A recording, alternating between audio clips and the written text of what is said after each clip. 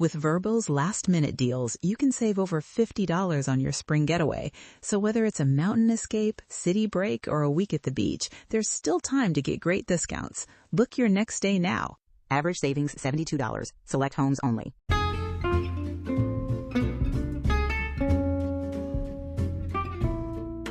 Hello, and welcome to It's a Fandom Thing. I'm your host, Erin Marlowe, and each week I'm joined by a panel of guests to discuss all things fandom and pop culture, primarily from a female perspective. You'll find everything from fanfic to cosplay to Schitt's Creek to Supernatural and everything in between. So put on your favorite piece of fandom merch, set aside that fanfic that you're writing about your OTP, and sit back and enjoy this week's episode.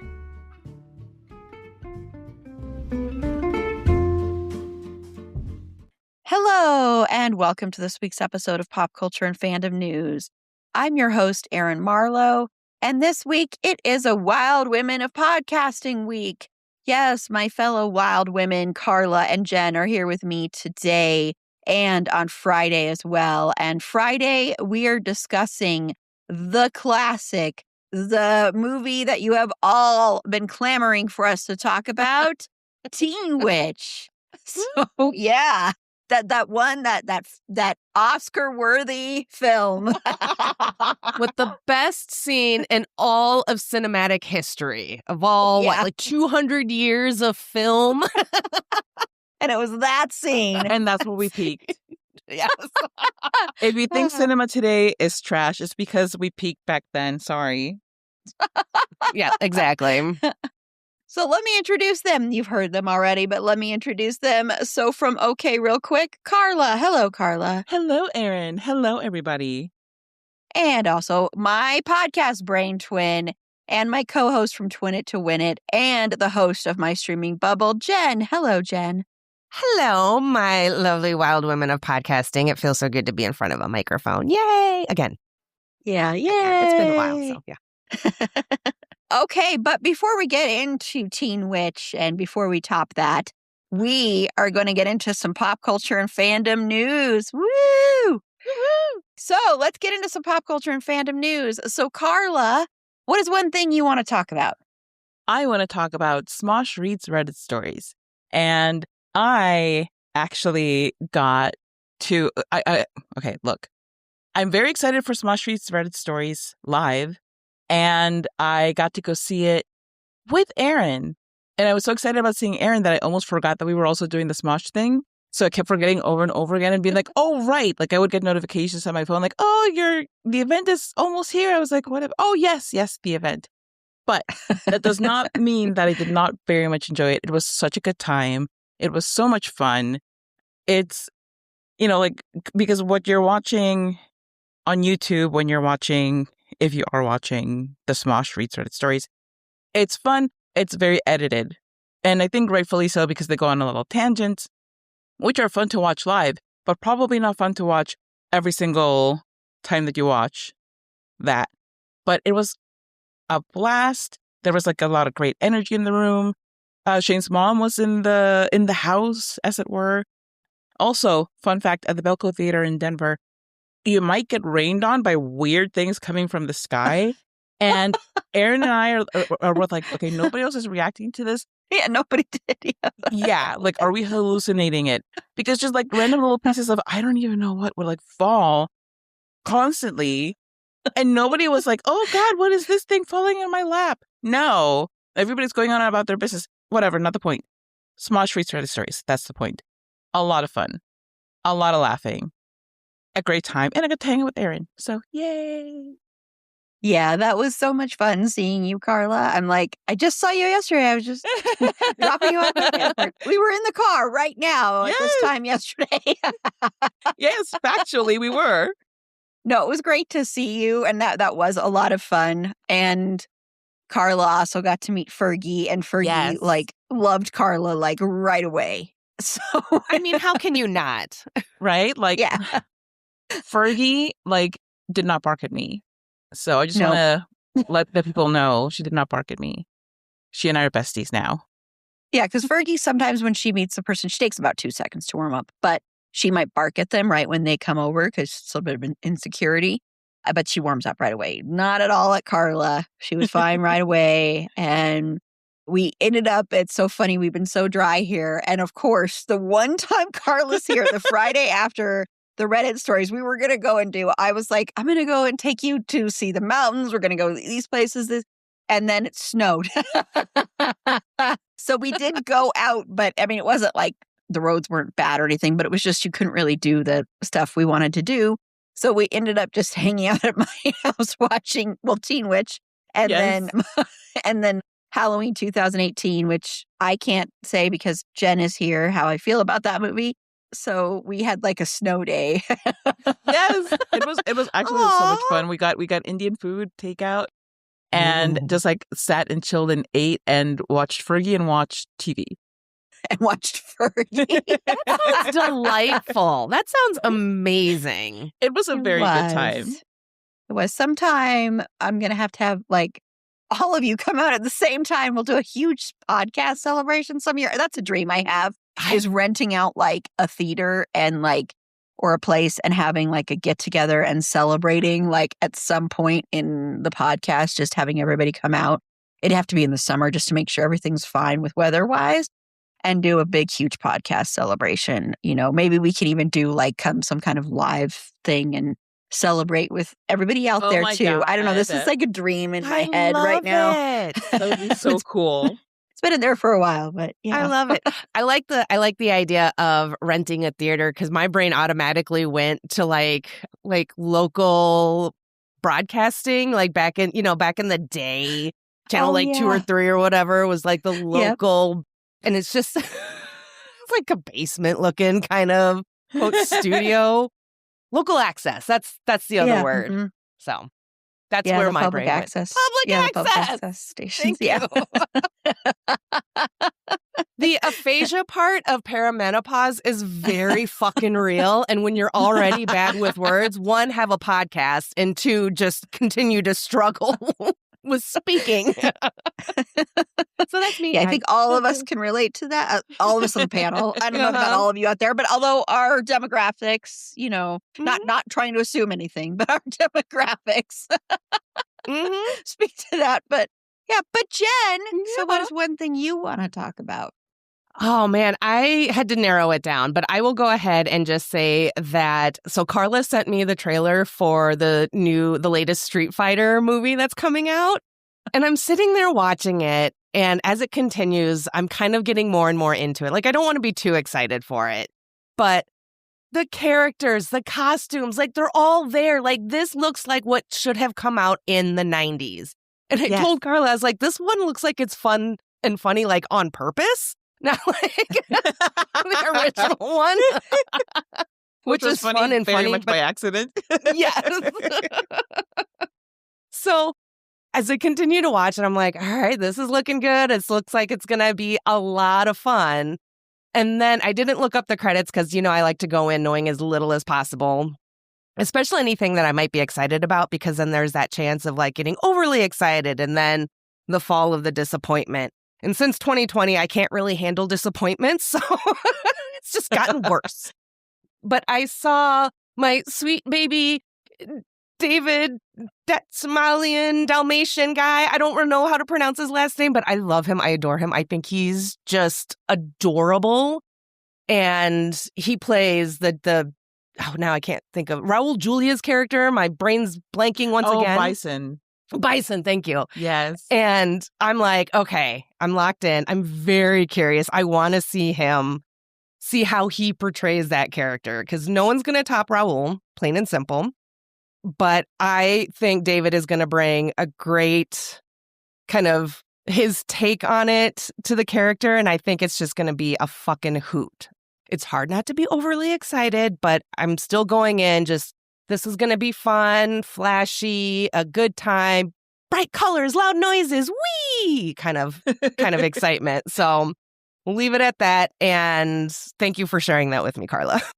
My pleasure.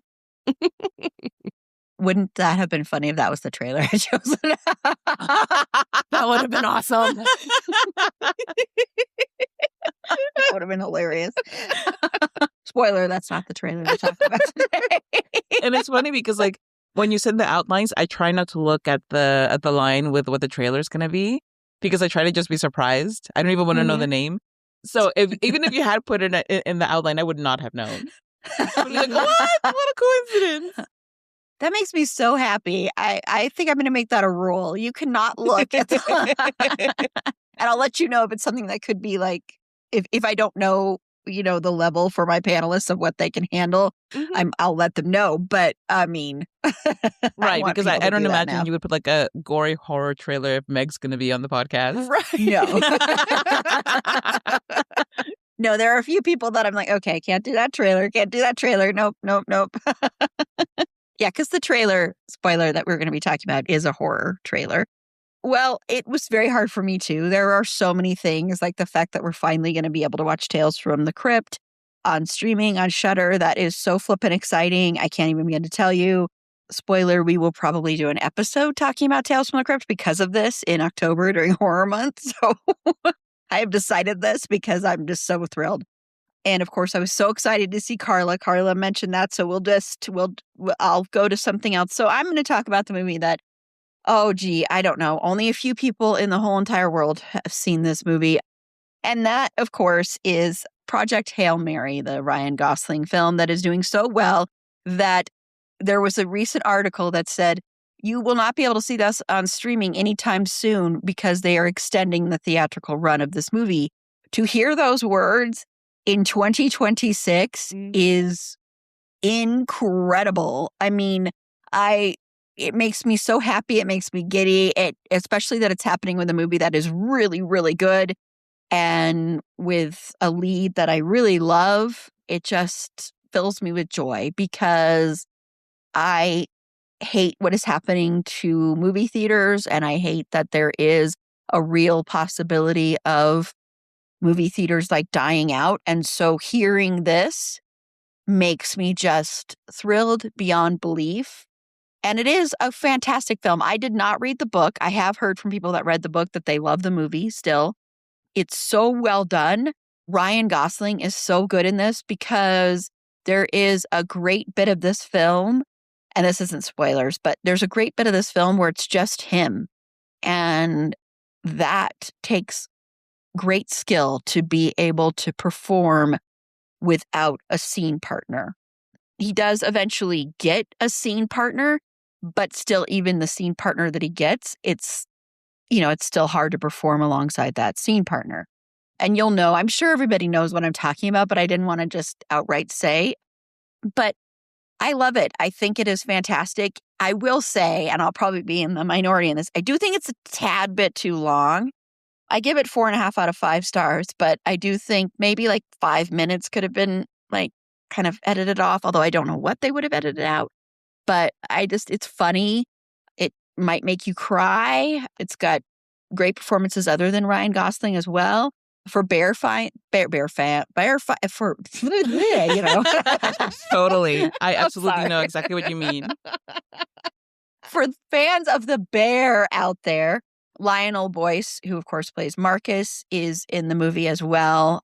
And I just thought it was great. I don't know if either of my fellow panelists today have seen this yet. I haven't seen it yet.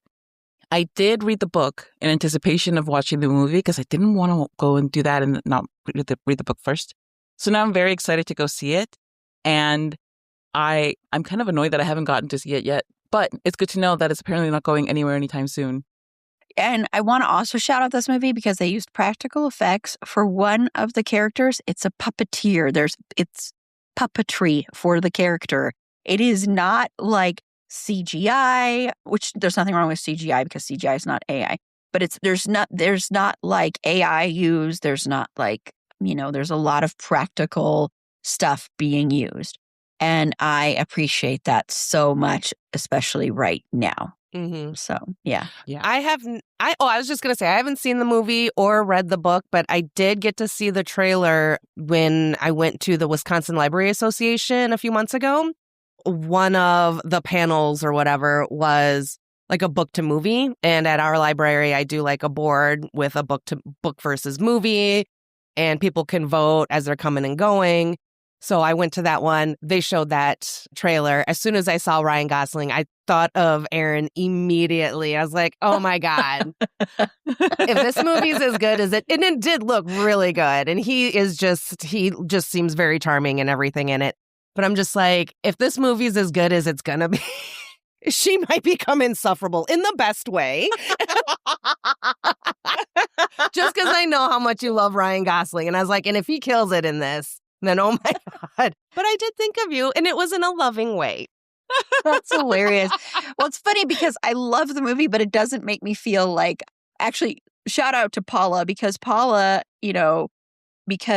Paula read the book and saw the movie and loves both. And Paula is like totally into Ryan Gosling now. Like she is consuming just nothing but Ryan Gosling content, which made me very happy. And I'm like, okay, well, make sure you watch this and this and this. And she's like, so that means my Paula watches Finn Wittrock stuff is being put on hold. And I said, well, no, you can watch other things. You can watch The Big Short, and then you not only get Ryan Gosling, but you also get Christian Bale. So, I said, there you go. And you get a Finn Wittrock thing in there. Triple threat. And shout out to Tiff, because Tiff is my other Ryan Gosling person that like we geek out about him all the time. She was on the episode we did last year covering him for my birthday month. And both of us were like, during that episode, we're like, all these people so late to the party that didn't jump aboard the Ryan Gosling train until Barbie. And we'd been on that train since the 2000s. You're the conductors. The early 2000s, yeah. But I loved watching his press tour for Project Hail Mary, because he's so funny, and he's got such a dry sense of humor in some respects, and he also doesn't take himself too seriously. And also, it's been so fun watching his wife, Eva Mendes, who is just so in love with him. Like, her Instagram is like one of the most beautiful things. It's just basically, it's propping up her own businesses and stuff, but it's also like she shares so much stuff related to Ryan Gosling, and because he's not on social media. So she's like kind of like his PR person on social media. It's really sweet. It's really, really sweet. That's adorable. Yeah. So I'm guessing that movie will be in theaters for a while. And Good. It is one of those that's good to see on the big screen. But it does make me so happy that we have a movie that is finally like being like, okay, we're not going to stream it anytime soon. And that just makes me very, very happy. And I'm hoping it happens with more movies. So I know it's really expensive to go to the movies, and I know people are assholes, but if you can, try and support movies in the theaters. So, and also the smaller ones too that get lost in the shuffle. Oh, yeah. Mm-hmm. Mm-hmm. Okay, well, we're going to take a quick break. And when we come back, we're going to watch the trailer for Passenger. This is a horror trailer. So just to let you know, it's very much a horror trailer. That's all I'm going to say. So we'll be right back. I don't know about you, but I like keeping my money where I can see it. Unfortunately, traditional, quote, big wireless carriers also seem to like keeping my money too. After years of overpaying for wireless, I finally got fed up with crazy high wireless bills, bogus fees, and those, quote, free perks that actually cost more in the long run, and switched to Mint Mobile. With premium wireless plans starting at just $15 a month, you could be saving so much money. Since I switched, I'm saving over half of what I used to pay. With those other carriers, I was never sure if I was going to have that 5G coverage, because sometimes I'd be in the middle of watching something, I'd lose connection, I'd walk a block away, and all of a sudden, 5G network, poof, gone. But since switching to Mint Mobile, I no longer have to worry about that, because all plans come with high-speed data and unlimited talk and text delivered on the nation's largest 5G network. So stop overpaying for wireless just because that's how it's always been. Mint exists purely to fix that. Mint Mobile is here to rescue you with premium wireless plans starting at $15 a month. Bring your own phone and number. You can activate with eSIM in minutes and start saving immediately. No long-term contracts, no hassle. So ditch overpriced wireless and get 3 months of premium wireless service from Mint Mobile for $15 a month. I use this and you should too. If you like your money, Mint Mobile is for you. Shop plans at mintmobile.com/fandom. That's mintmobile.com/fandom. Upfront payment of $45 for 3-month, 5 GB plan required, equivalent to $15 a month. New customer offer for first 3 months only, then full price plan options available. Taxes and fees extra? See Mint Mobile for details. Okay, it's that time. If you can handle watching a horror movie trailer, check the show notes, hit pause on us and hit play there. If not, or if you've already watched the trailer for Passenger, just keep listening and you will hear our thoughts in just a second on this trailer. Okay, so we just watched the trailer for Passenger and I heard squeal from one of the jump scares. That was amazing. Scared the shit out of me. It reminded me of the jump scare in the Haunting of Hill House, the Netflix series. Oh, yeah. Oh, my gosh. That's one of the best jump scares ever. I was on vacation. I was watching it on my phone with my earbuds in, and it happened, and I threw my phone, and all my friends had already seen it. So they're like, we know where she's at. And I'm like, I need to go smoke a cigarette. So it reminded me of that, and I loved it. Maybe we should do a special episode sometime about the best jump scares, because that really is so good. Like, it doesn't feel cheap either, and it's so well done. And yeah, the first time it's like really terrifying. Mm-hmm. Yeah. So Carla, I know for a fact you haven't watched this trailer before because you didn't even, or maybe you have because you didn't look and see what what are your thoughts on this, on Passenger? Well, first, I didn't even know this movie existed. So there we go. That's a start. And then I had so many thoughts, such a small trailer, but I had so many thoughts. First of all, like I said, Unholy, and of course I couldn't stop thinking of the Sam Smith song Unholy, and so I was like, I'm like, oh, that's a really good pop. Keep focus on the thing. And the other thought that I had was, your friend's like, help, and you're like, peace out, and just like drive off. Like, bro, that is so mean. Like, what did he do to you that you just like ditched him? Like, that is so rude. Like, I could, maybe I could understand if you were, like giving somebody like a transport ride and you've never met them before. It's like, I don't know that I really want to risk it for somebody I just met, but this, I don't know, seems like maybe it was, whatever. Weird vibe from this guy. And then the third thought was that there's a moment in the trailer where the female protagonist is like levitating. And I was like, this is going to be better than that awful fight scene in Supernatural where you have Dean like looks like he's like wobbly on those wires. And he's like, whoa, whoa, whoa, whoa. Which, by the way, I've shown that fight scene to my son. It's pretty much the only Supernatural thing he's watched because I just think it's hilarious. And now he thinks it's hilarious. So now hopefully we've set the bar higher for fight scenes and TV shows. Anyway, it looks like an interesting movie. I might watch it. I was not expecting a Supernatural reference.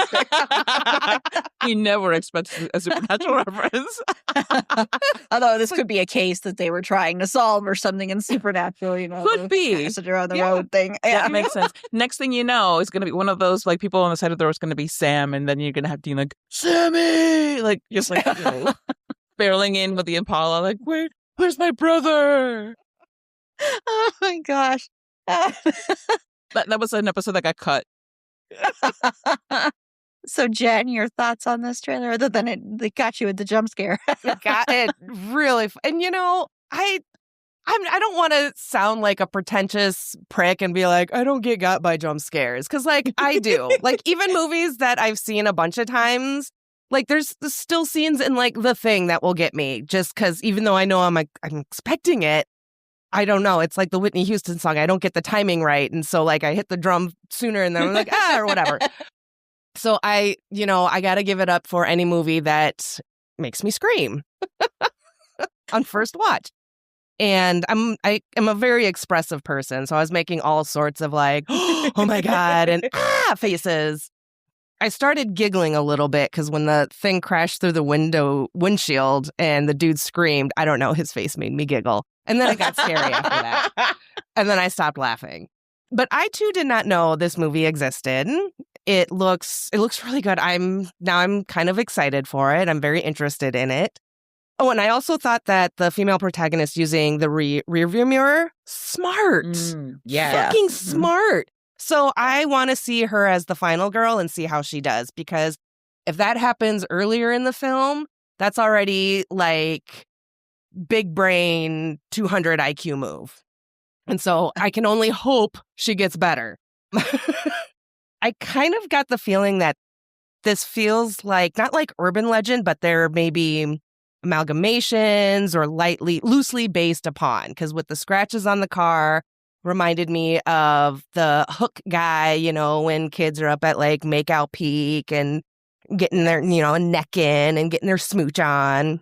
But then also, and maybe just because of that opening scene for the trailer with the vehicle, granted, it was the front windshield, not the back seat, but also those urban legends of someone's in the back seat or just driving alone at night. The ghost on the side of the road kind of gave me like Lady in White or Mary that died on her way to prom and is waiting for Johnny, like all those kind of stories. So maybe that's just me, but if there are kind of little touches or nods or an amalgamation of like urban legends, I think that can be a lot of fun as well. And maybe throw in some new urban legends. I don't know, but it looks really interesting. Girl floating, creepy. I don't like it. I'm worried for her. But this was a solid pick. Thanks for sharing the trailer with us, because this is a perfect crowd for that. I'll 2 thumbs up for the trailer, at least. You're welcome. Because they did release a teaser for this like a few months ago, and it was just that opening part. Pretty much, it was just that, and that was it. I think, this looks like a lot of fun. It looks like one of those that'll either be really, really good and like kind of like, scary and everything like that, or it'll be just like a fun little throwaway, like, horror film that you just kind of have there. Like if you want to just have some fun and watch something that's not too deep or too serious, you'd put this on. Yeah. And it does remind me a lot of those urban legends. And, we have here in Colorado, we have a road that is like supposed to be the most haunted road in America, or one of the most. I've been up and down it. Is whatever. We didn't go there. Okay. That would have been way up north. And yeah, I mean, it's like not way, but it would have been at least an hour to get there. And one of the things saying for that road, and how am I forgetting the name of that road? I'm going to have to look it up here, is that there is a person on the side of the road. They also say there is in the park, the gates to hell are there, that kind of stuff. Mm-hmm. But the problem with that road is that there's so much housing now being built in there that it's not like as dark as it normally would be, that kind of stuff. But it reminded me of that too, Jen, of all of those kind of urban legends.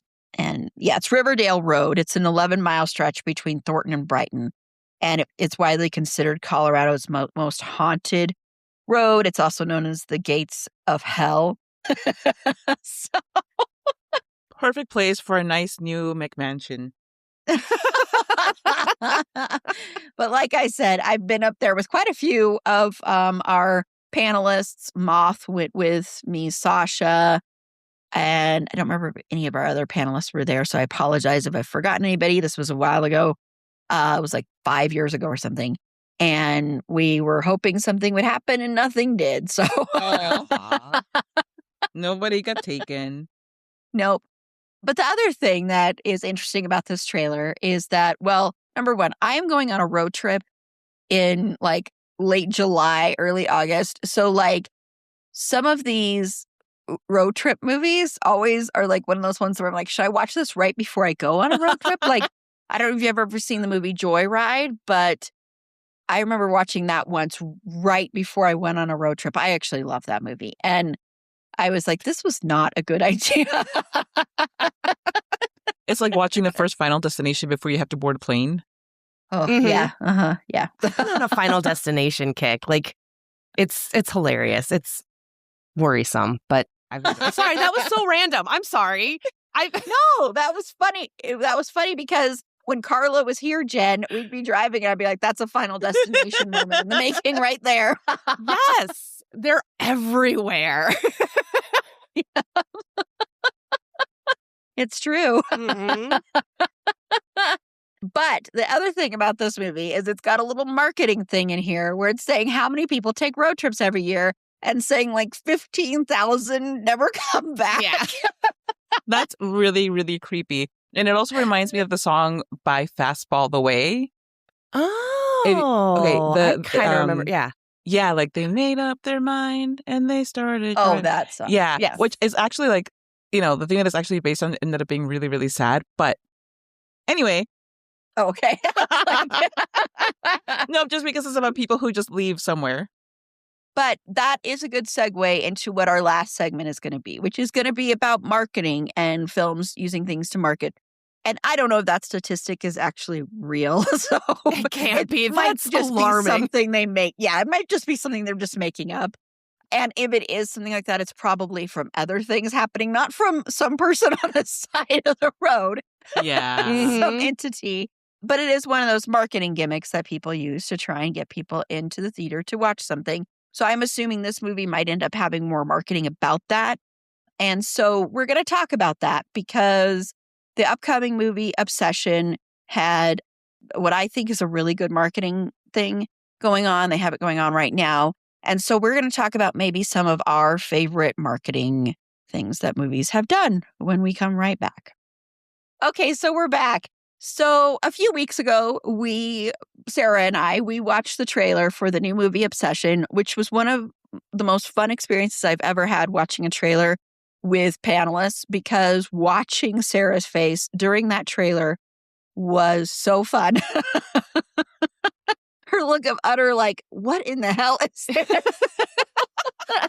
And if you don't know, that movie it's a horror film, but it is about somebody who makes a wish on something called One Wish Willow.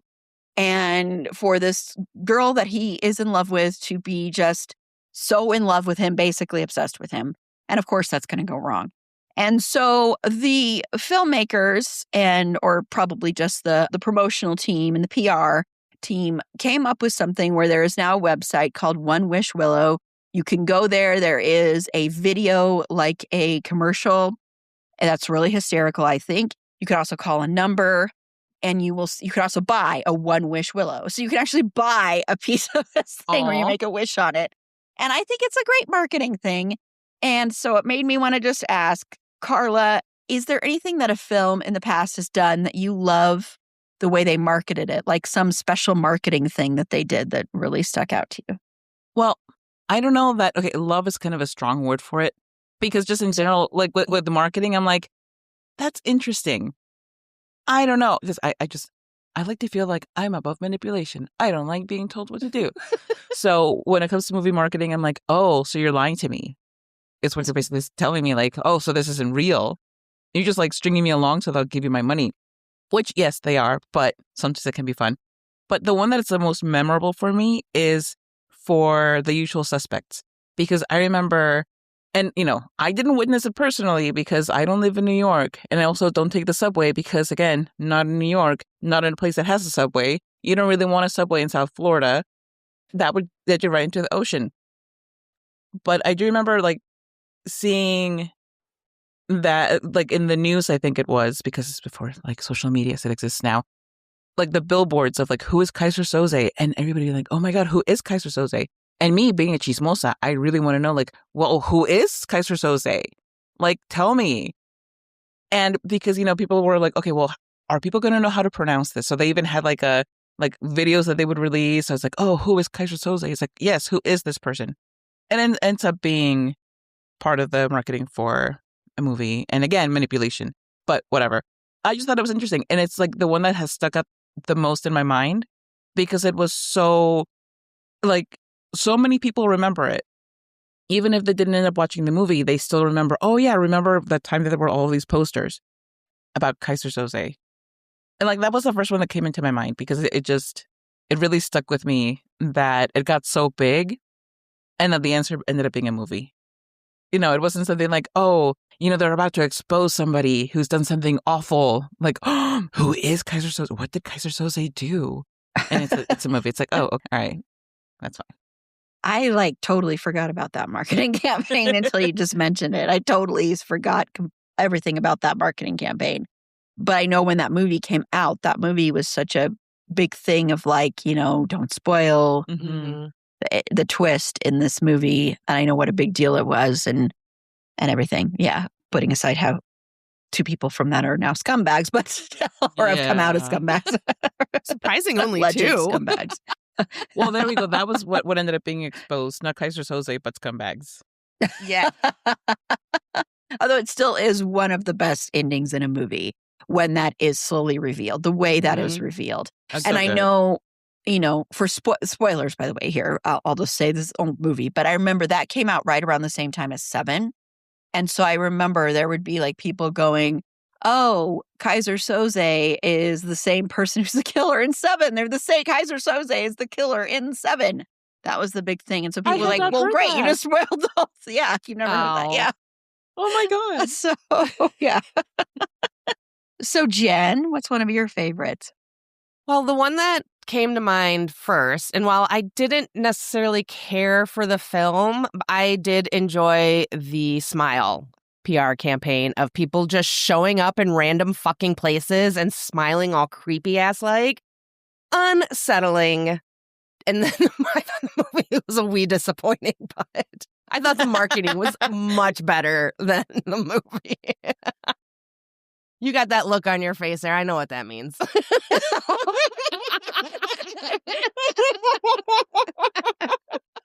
That's Erin's agree to disagree face. Uh-huh.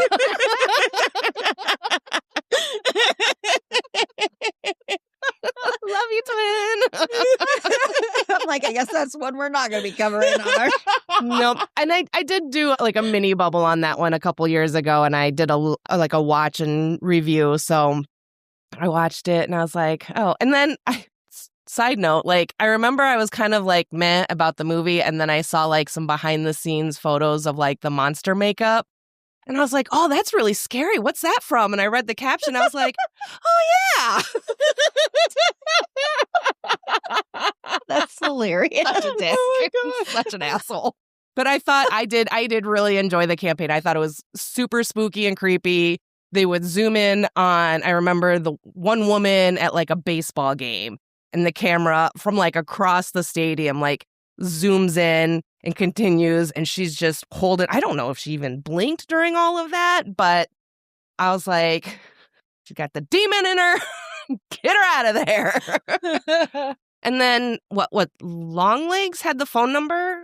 Any of the ones that have do the phone numbers. Yeah, they had a really good one. Longlegs had really good marketing. They had good marketing, and then they had issues with their marketing.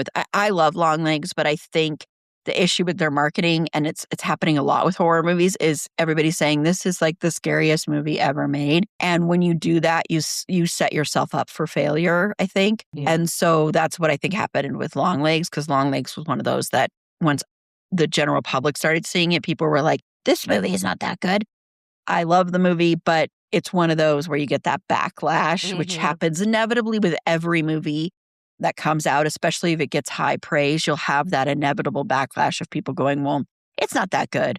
And some of that is genuine, and some of that is just people going, I don't want to be like everybody else. Yeah. Yep.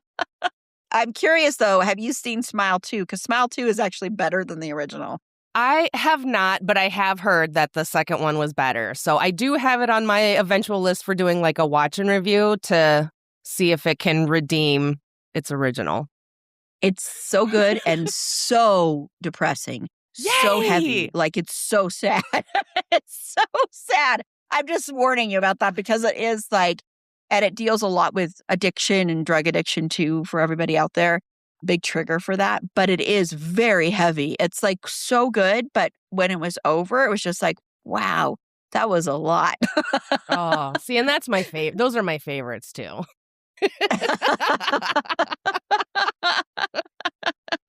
It has a great opening too, but I don't know, maybe you'll watch it and you'll go, oh, this sucks. Texting you like, God damn it, Erin.